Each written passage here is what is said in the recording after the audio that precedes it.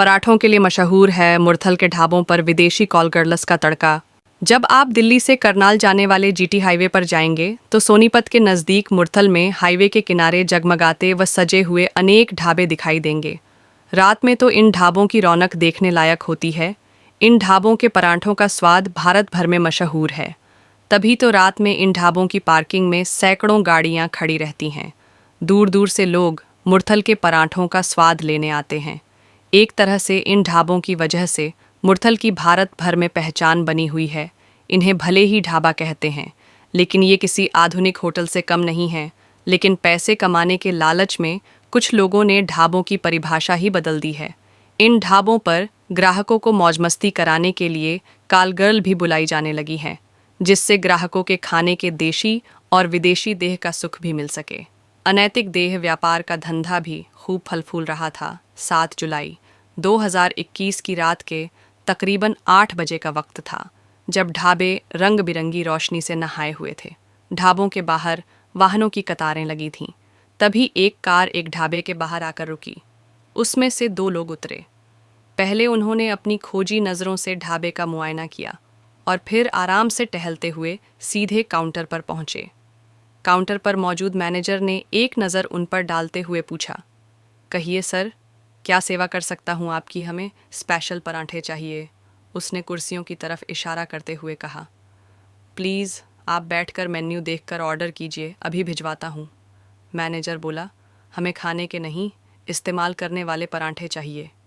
उनकी बात सुनकर काउंटर पर बैठा व्यक्ति एक पल के लिए सकपका गया, लेकिन दूसरे ही पल उन दोनों को गहरी नज़रों से देखते हुए पूछा, मैं आपका मतलब नहीं समझा।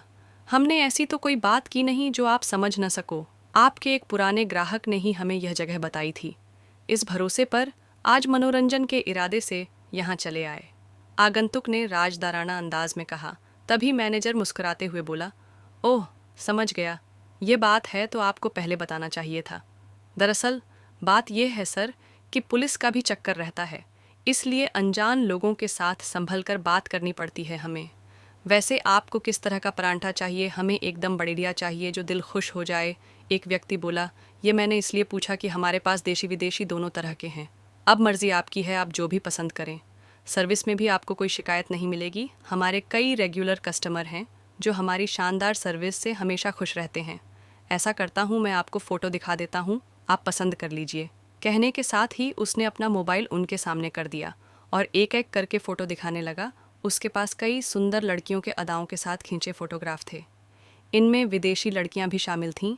वास्तव में वह पराठों की नहीं बल्कि कालगर्ल के बारे में बात कर रहे थे। विदेशी का इंतज़ाम कैसे करोगे सर? आप सिर्फ पसंद कीजिए, इंतज़ाम हमारे कमरों में पहले से है। फ़िलहाल कुछ लड़कियां आई हुई हैं, उसने कहा। आगंतुक ने उनमें से एक लड़की को पसंद किया और उसका रेट तय करने के बाद एक 500 का नोट उसकी तरफ बढ़ाया। ठीक है, यह आप एडवांस रख लीजिए, हमारा एक दोस्त भी मस्ती के लिए आने वाला है। कहने के साथ ही आगंतुक ने अपनी जेब से मोबाइल निकाला और किसी को कॉल करके कहा, दोस्त जल्दी आ जाओ, बढ़िया इंतज़ाम हो गया है। उसके फ़ोन किए अभी 5 मिनट भी नहीं बीते थे कि तभी पुलिस की गाड़ियां वहां आकर रुकीं। पुलिसकर्मी दंदनाते हुए उस ढाबे में आ गए और मैनेजर को हिरासत में लेने के बाद कमरों की तलाशी लेनी शुरू कर दी। काउंटर पर बैठा व्यक्ति व अन्य लोग यह सब देखकर सकपका गए, जबकि 2 आगंतुक जो मैनेजर से बातचीत कर रहे थे वे मंद मंद मुस्कुरा रहे थे। वास्तव में वह कोई और नहीं बल्कि पुलिस के नकली ग्राहक थे। सटीक जानकारी होने के बाद ही पुलिस ने रेड की कार्रवाई की थी। पुलिस जब कमरों में पहुंची तो हैरान रह गई। कमरों में कई लड़कियां मौजूद थीं जो पुलिस को देखकर अपना मुंह छिपाने लगीं। महिला पुलिसकर्मियों ने उन्हें कमरे में ही अपनी निगरानी में ले लिया।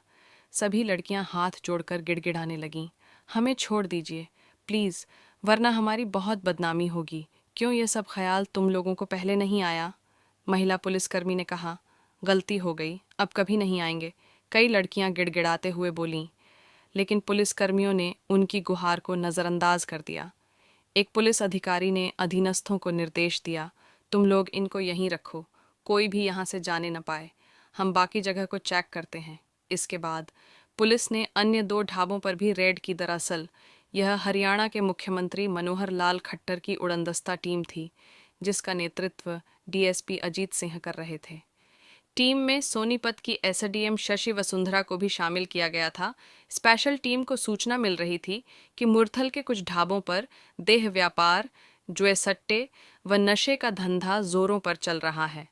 सूचना को पुख्ता करना जरूरी था, इसलिए टीम ने पहले 2 लोगों को नकली ग्राहक बनाकर वहां भेजा था।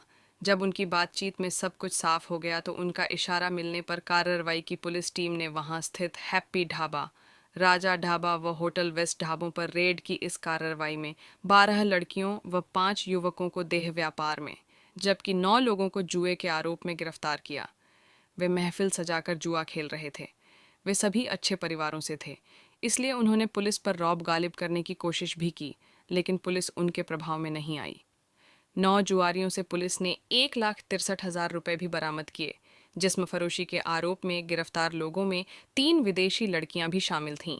इनमें एक लड़की उज्बेकिस्तान, दूसरी तुर्की व तीसरी रूस की रहने वाली थी। बाकी 9 लड़कियां दिल्ली निवासी थीं।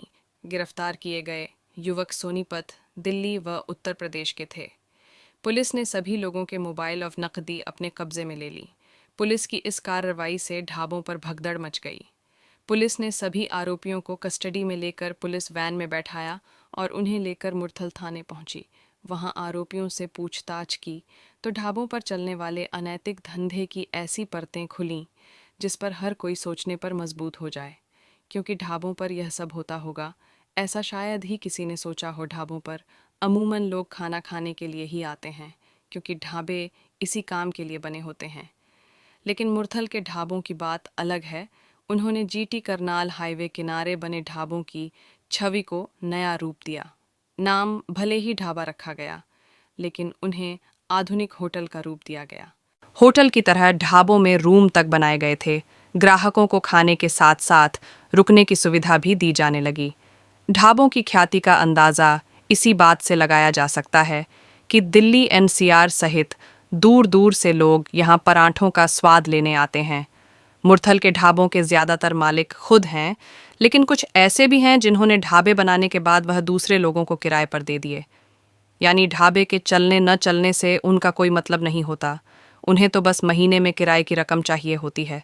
वैसे तो ये ढाबे इतने मशहूर हैं कि उन पर न तो कमाई की कमी है और न ही ग्राहकों की, लेकिन कुछ ढाबे वालों को इतने पर भी तसल्ली नहीं हुई। उन्होंने लालच में अपने काम को चमकाने में 4 चांद लगाने शुरू कर दिए। ढाबे वाले वह काम भी कराने लगे जो नैतिक नहीं थे। इनमें जुआ, सट्टा या नशा ही नहीं, बल्कि देह व्यापार भी शामिल हो गया।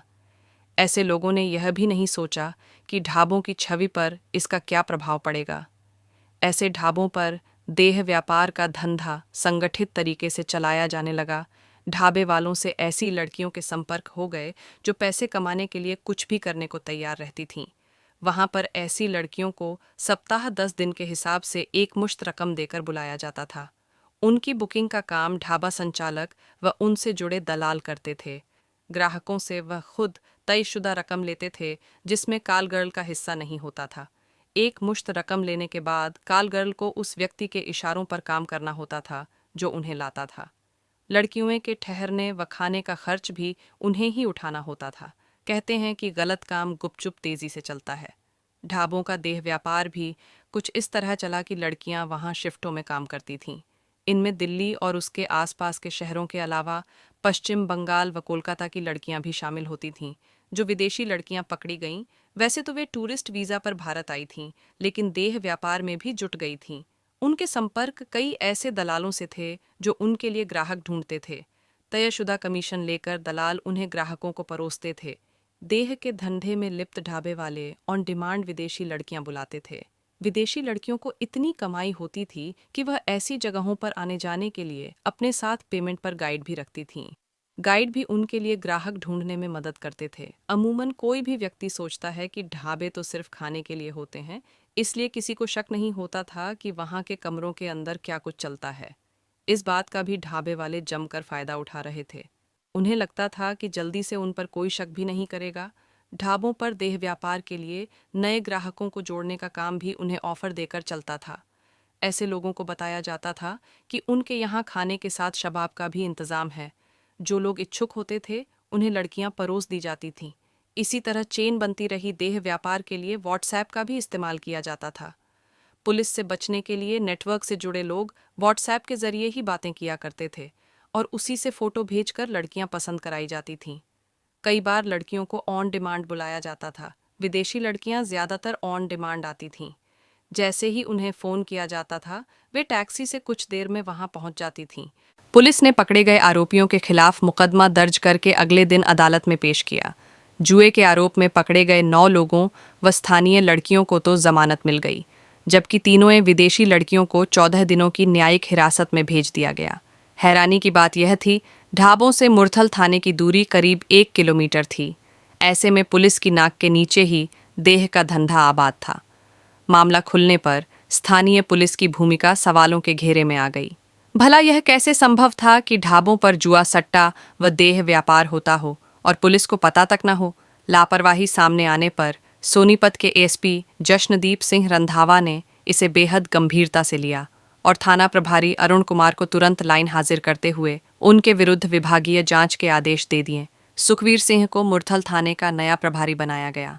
दूसरी तरफ ढाबों की छवि को लेकर मुरथल ढाबा एसोसिएशन के पदाधिकारी भी चिंतित हो गए। ढाबा संचालक अमरीक सिंह, देवेंद्र कादियान आदि का मानना है कि कुछ लोगों की करतूत की वजह से कारोबार प्रभावित हो सकता है।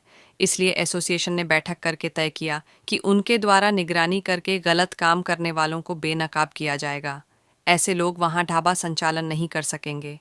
जल्द ही वह ढाबा संचालन की गाइडलाइन तैयार करके उसका पालन कराएंगे।